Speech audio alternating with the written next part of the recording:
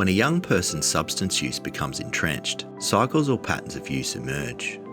By being aware of cycles, you can predict future behaviour and develop plans that reduce harm and promote a young person's well-being.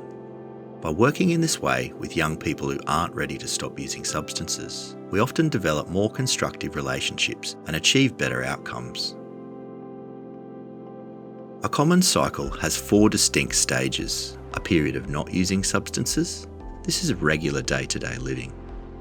The build-up stage, with some anticipation or plan to use, like when a Friday night party or payday is approaching. A period of actively using, so when the young person is intoxicated. And when they are coming down, when a young person is feeling immediate after effects from using substances. It's important to point out that one stage doesn't always lead to the next. Someone might pull back from planning to use and go about their day. Let's look at ways to respond at each stage. The not using period is an opportunity to support young people to develop and maintain healthy routines. It's time for meaningful activities, participation and connection. All things that build a young person's resilience.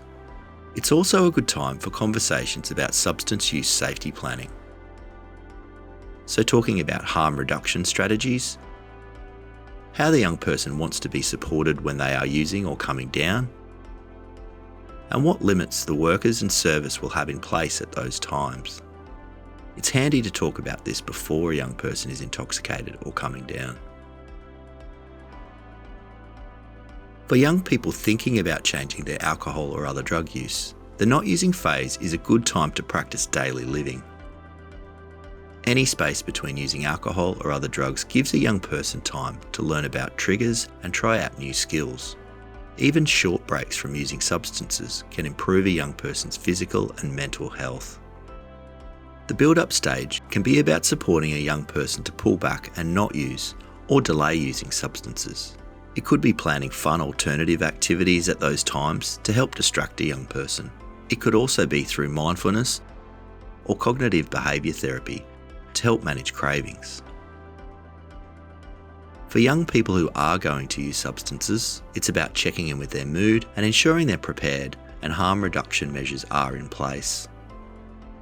When someone is intoxicated, it's important to focus on safety. Safety for the young person, ourselves, and anyone else around. Monitor if their level of intoxication is getting better or worse. Is it a medical emergency? Or is the young person recovering from intoxication in the way we'd expect? We might encourage a young person to put down a substance or engage them in an activity responsive to how they present. Do they need a calming environment?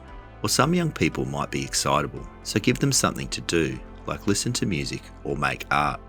Whatever keeps them occupied in a safe environment. It's not a good time to lecture or talk about consequences. It doesn't help the situation. Keep an eye out for any injuries or other medical issues the young person may have. Sometimes what looks like intoxication is some other medical problem, like a head injury or delirium from an infection. When a young person is in the come down stage, they might need a period of rest and recovery. This could last a day or two, depending on the substance, amount used, and period of time spent intoxicated. Help them to rehydrate and have something to eat. Let them sleep, and when they wake up, try low-stress activities like watching a film or getting out into nature, things you may have already planned for when they were not using. You want to create a nurturing environment with supportive people around them. Being aware of the cycles of alcohol and other drug use can help you effectively respond to a young person, help reduce drug-related harms, and promote a young person's well-being. Along this journey, we're supporting young people develop insight into their substance use, build resilience, and being ready for windows of opportunity when a young person might be ready to talk about making changes.